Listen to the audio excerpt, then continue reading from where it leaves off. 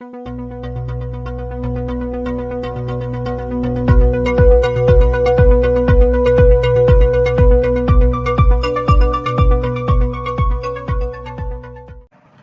everyone, welcome to our YouTube channel and welcome to part 5 of CYPE 3D series. Please, before starting, share our YouTube channel with your colleagues, with your friends, and also actually allow them to get benefits from our tutorial, and also to encourage us to prepare more tutorials and videos. So in this video, we want to show you how we can add the braces, and also we are going to group the members as well as apply the loads to the members, and also to the let's say panel loads that already we had them from portal frame generated, that we imported the model from that tool. Okay, so let's get started. So first of all, I want to add the braces. For adding the braces, so I will simply go to bars, and from here I will go to new. So here I want to use the simple round bars. Okay, so here I will go to use the simple round bar, and from here maybe I can use the R25. Okay, so before continuing, from this step, so here also you have the tie elements. Okay, if you click on tie elements, so here you will get actually the tie members or tension members only. Okay, so which means instead of generic option, that here also I have the let's say this round bars. If I go to tie, so also I have the round bars as well. But the difference between if I use this round bar under tie elements, so it will be only tension member. So which means after running the analysis, you will be able to get the tension forces or tension let's say reactions of this member. But if I go to generic, okay, so from here, so I can get the axial forces, so including the tension forces and compression forces. So it is the difference between generic round bar and let's say tie elements, and then here if we want to select the round bar. So as we know, so tie is only for detecting the tension forces after running the analysis. But here, so I'm going to select the let's say generic, and from here I want to see the let's say compression force and axial force. Okay, so here I just select the section series R, and then from here, so I use the R25. Okay, and I will continue my modeling. So I want to add the bars here, or let's say wall bracing as well as roof bracing. Okay, and then here, okay, and also in this bay. So I will create this, and later I will copy this to here, and also I copy this one to here as well. Okay, let's go ahead. So I will start from this node and then this node. So to release the command, right click, and again from here to here, and again right click. So here I want to start from this node and connect it to this node. So here I have this node. If you remember, we just release the or let's say offset the nodes. So that's why here I'm going actually now to connect it to this node. Okay, and from here I will connect it to this node. Okay, and then continue to this node and also to this node, and from here I will connect it to this node, right click to release the command. So I will start it once again from here. Okay, from this node. Let me put it here. So I will start it this node, and then here, and again here, here, and the last one is here. Okay, so I created this roof bracing and wall bracing. So if you want to see this in render view, so just simply you can go to tools, and then from here I have this, let's say bracing system.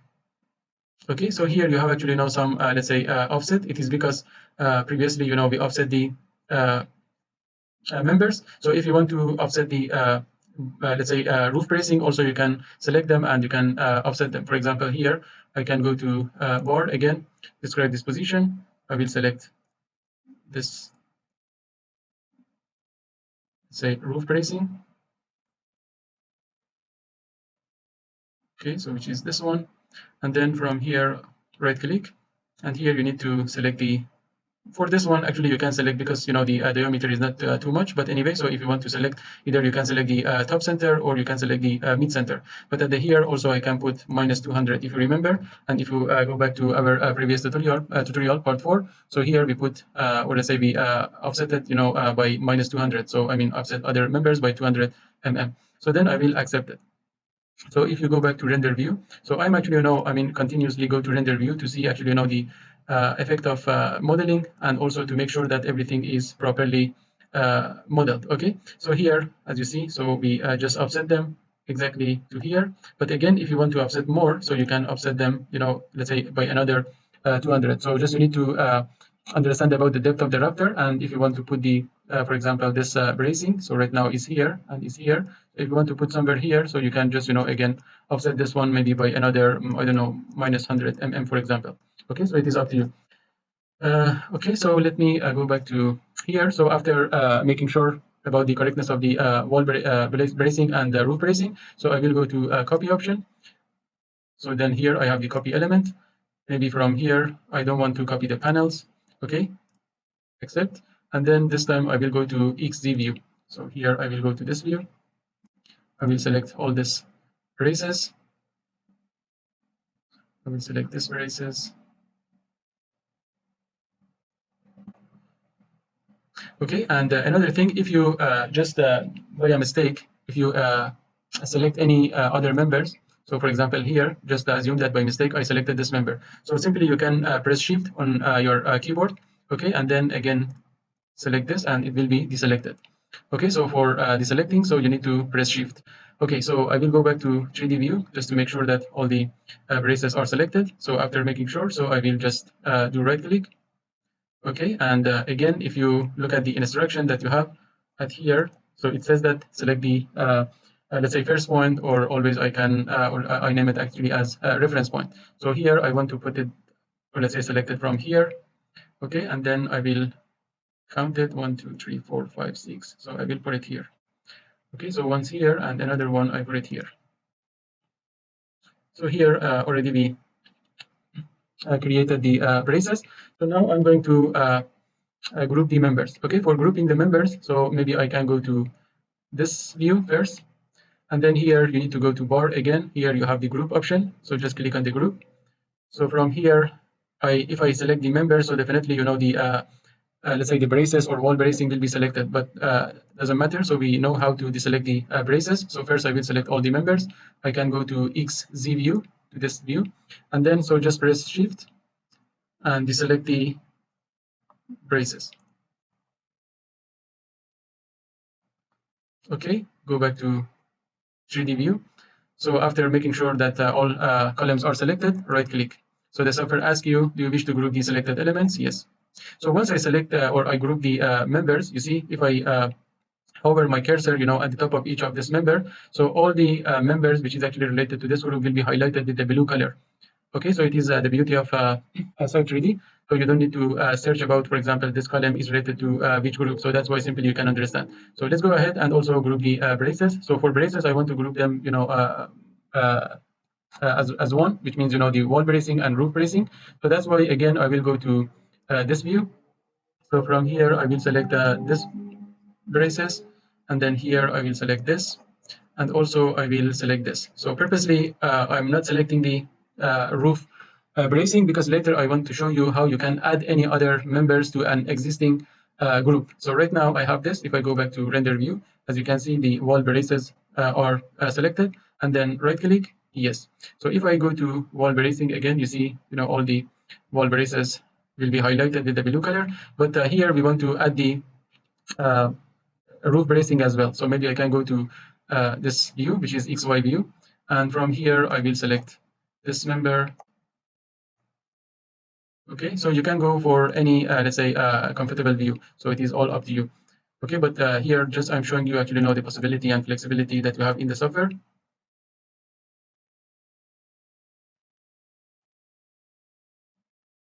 Okay, and the last one here also I will select just like this,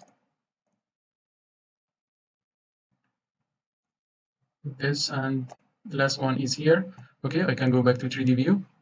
So right now, as you can see, So I just need to click here. I can say yes, okay, but right now, as you see, this one is not the same as this one. But I can select, all of them just like this.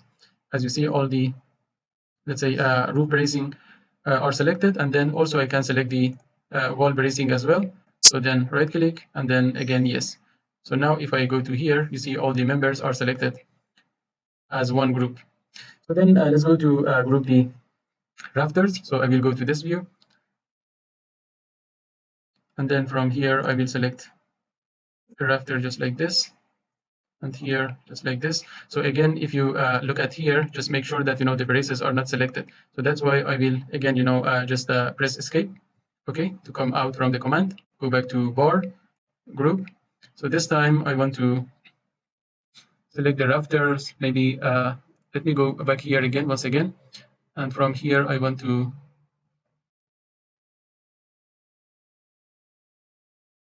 if I select the rafter from here, so again the braces are selected, okay, never mind. So I can press shift and then deselect the braces just like this. Okay, so once again go back to here, select the rafters, okay, go back to 3D view, press shift and then deselect the braces, okay, and then right click, group them. Okay, so right now we group the rafters as you can see here, and also we need to group the bottom part of the, or let's say the cord. Okay, so here I will go to this view, once again go to full window, I will select this member, go back to 3D view to make sure all the chords are selected, right click and then yes. So right now also I have this group, and also I will go back to here once again, and I want to group this members as well, so which means the internal trusses. I will select them, and if I go back to again 3D view, so here just make sure that all of them are selected properly, right click, yes. And also here I have the tie beams, so I will go to this view again, and from here I will select this node and this node. Okay, so again go back to 3D view to make sure that the tie beams are selected. Okay, again right click and then yes. Okay, so here I have this, and the last one is the purlins. So I can go to the purlins here, go to full window, and from here I will select the purlins just like this. Okay, this one is still, if you remember from the last part, so I need to actually change the location. So I want to put the purlin, one purlin here and another purlin here. So I will do it later.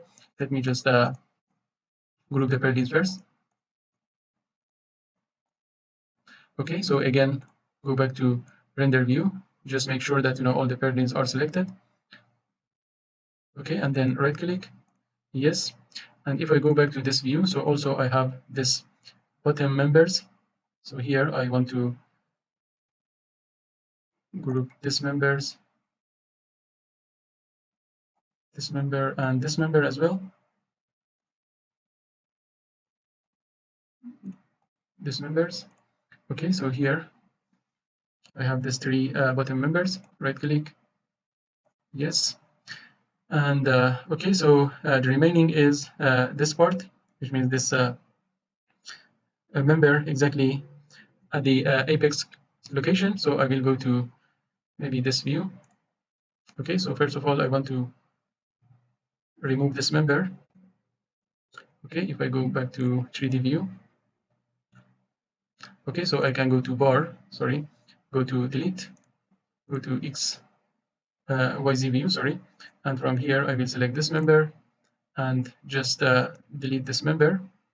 Okay, so now I want to just get this member, one of the purlins.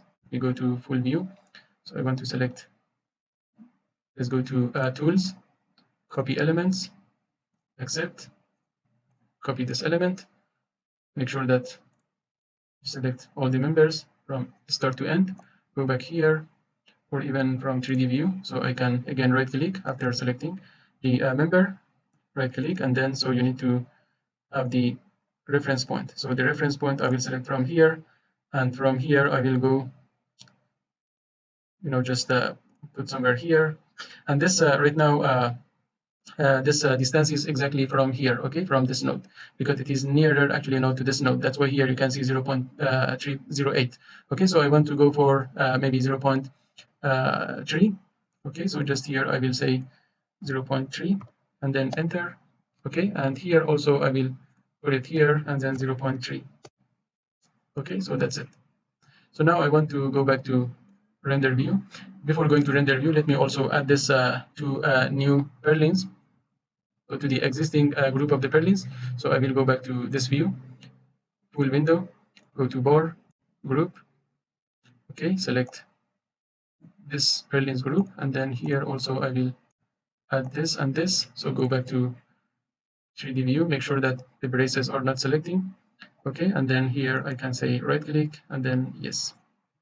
Okay, so here if I go to zoom view, so here you see all the purlins are grouped properly. So let's go to render view once again. So here I have the purlins just like this. Okay, so here maybe I need to change this one with this one. Okay, so I will do that. Sorry, it was my mistake. So I will remove this bar. Okay, just remove this. Okay, and also we need to remove the node. Okay, so I will remove the node. I don't want to have the nodes here. So now I will go to tools, copy elements, accept. So I will copy this purlins, right click. So select the node and then so here I say that 0.3, enter. Okay, so again go to bar, group. So select this group and then add this purlins also to this group as well. So I will go back to render view just to make sure that the braces are not selected and then right click, yes. So let me go back to render view. So now if you look at it, so here we have it nicely. Okay guys, so the last part of this part is to apply the load. So if I go to the load, so definitely if you remember, automatically we have the wind load, okay, but also we need to apply the roof load and also solar panel load as well. So for this reason I will go to edit load on panels. Okay, so here just select this and then so let's say here I have the roof and also here I have the solar roof load. So I will select this and also select this two panels and then right click. So from here I will add the okay, so here as you can see here I don't have the let's say roof load and the solar panel load. So I will go to create it, go to project, general data, and from here I have the additional load cases. I will go to live load. Here just assume that, for example, we have the warehouse, definitely, accept. So here just I want to add one simple live load, accept, accept. And here for that load, we said that we want to create, let's say, roof load. Okay, accept. And also you can add another one as solar panel load. Okay, and then accept, accept, accept. So now I can once again go to load, edit load and panels, select this panel and this panel, and then here I can add two loads, even three loads, because I have the solar panel, roof load, and also live load. So first I will go to select the roof load. Here I have the solar panel load, and here also I can add the live load. So for roof load, just assume that we have the load as 0.1 kilonewton per meter square. Solar panel load, I can go for 0.125 kilonewton per meter square. And then for live load, I can go for 0.15, let's say. Okay, so it is the kind of load that you can add to the panels. And if you remember, we said that here I have the let's say direction of the distribution of the load, and definitely here. So by doing this, I'm going actually now to load the rafters. Okay, but I will show you how you can change the location of the uh, load direction. So for example, if you want to just load the purlins, so you can load the purlins as well. Let me I will show you.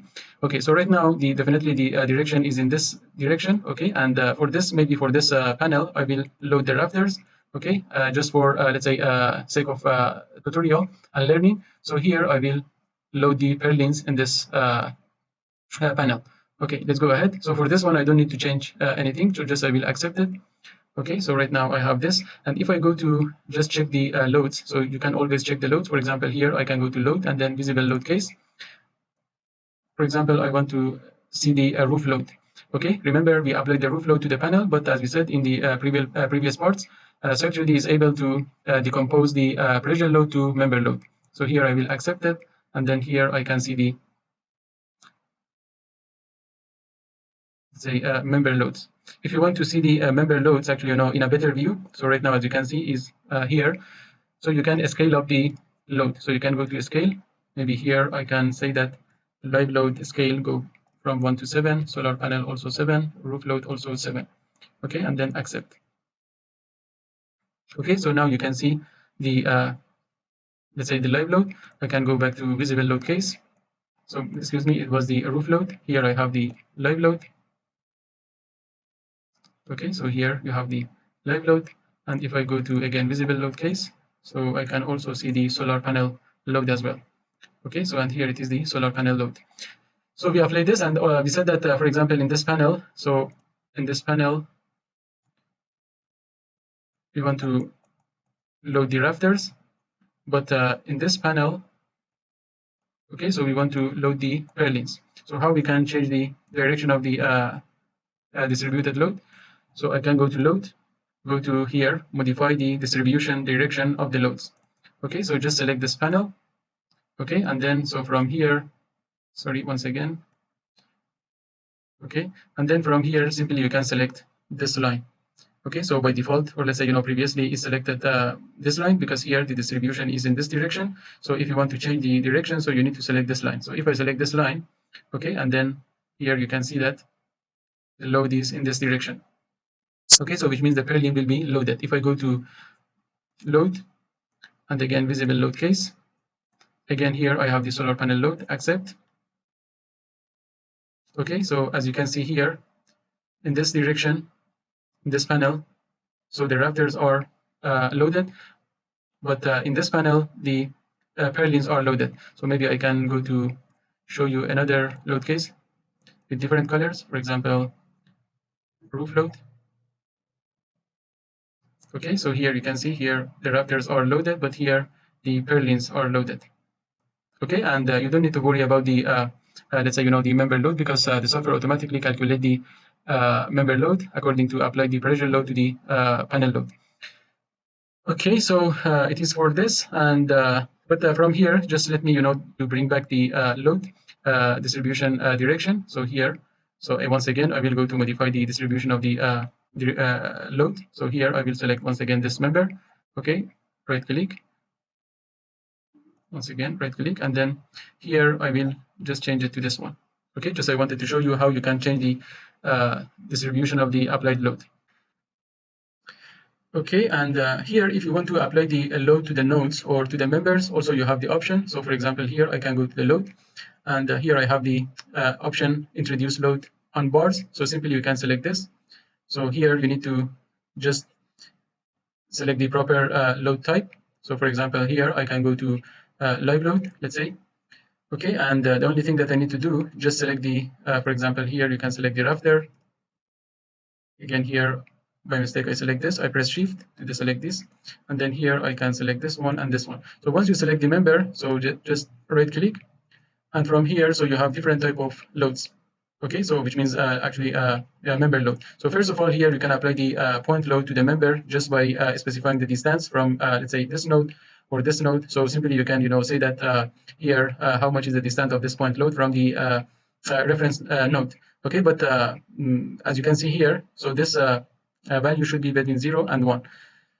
Or you can just uncheck this relative position, so you can put it exactly based on the absolute manner. Okay, so here you have the fully uniform distributed load. So you have the partial uniform distributed load. So here you have the triangular load type. So let's say in left and right manner. And here you have the trapezoidal load. Here you have the concentrated moment load, and here you have the let's say uniform temperature, and here also you have the variable temperature. And so here also you can see the variable temperature, for example, from left to right of the section, which means from here to here, or from bottom to top or top to bottom. So you can just key in the value of this variable temperature. So in this way you can apply the live load or member load to the member. So if I go to here, just assume that, for example, here I want to apply 4 kilonewton per meter, and here it is the direction of the loads. So here I can say that, let me just zoom out. So here I can divide this actually now to 3 parts. So I have this, and then I have this another 3, and the last one is this one. Okay, so the first one is the direction of applied load in the positive x, y, and z. So it is positive. So the second one is direction of applied load in the negative x, negative y, and also negative z. And here, so you have the option, to apply the load in any direction that you want. Okay, so it is the things, but this one, as you can see here, it is based on the local axis coordinate. If you change it, also you can go to global axis as well. So if I just change this one to global, so here again you have the same thing. So again here you have the positive xyz, you have the negative xyz, and here you can apply the load in any direction. Okay, so I am selecting by default here, as you can see here, it is negative z. Okay, so the software can understand this, or you can select, if you select this one, it is based on the global axis. So here the direction of the load will be like this. Okay, but if you select for local axis, and then here you have the negative z, so the direction of the load will be like this. Okay, so which means here you have the projected. Okay, so you have the projected load. So let's go ahead with the global axis, and from here if I apply this one, which means negative z, and then here you have in this direction. If I go back, just go back, and then here if I go to select the member again, so just again for presentation purpose. Okay, so I will select this, but this time I want to change it to local axis. So, and then here you have the z, and if you apply, you see here the direction of the load is exactly in the negative z axis, or let's say local axis of the member. Okay, so let me go back. I don't want to apply any member load here. Just I'm showing you how you can apply the member load, and also here you have the nodal load or point load, introduce load and nodes. So you can click on this, and this one is very simple. For example, if you want to apply the load here and here, so just select and make sure that you are selecting the point load under a proper load type. For example, here again I can select the live load, okay, and then select the points that you want, right click, and again here you have the same thing. So here you have the positive xyz, negative xyz, and then here you have the option to apply the point load in any direction. Okay, so again by default is negative z, but here, as you can see in the global coordinate system, so here this one is the y direction. So if I want to apply the nodal load or point load in the y direction, so I need to select this option, because we said that it is positive, this 3, or positive xyz. So that's why here you have the y. Okay, so simply I can select this load, and here, so let's say just accept the default value, which is 9.81, and then accept. You see here the load will be applied in this direction. Again, I don't want to apply the load, just to show you how you can apply the point load as well. Okay, guys, so I think here we can end up with part 5, and please stay tuned with us, and thank you again for being with us, and stay safe.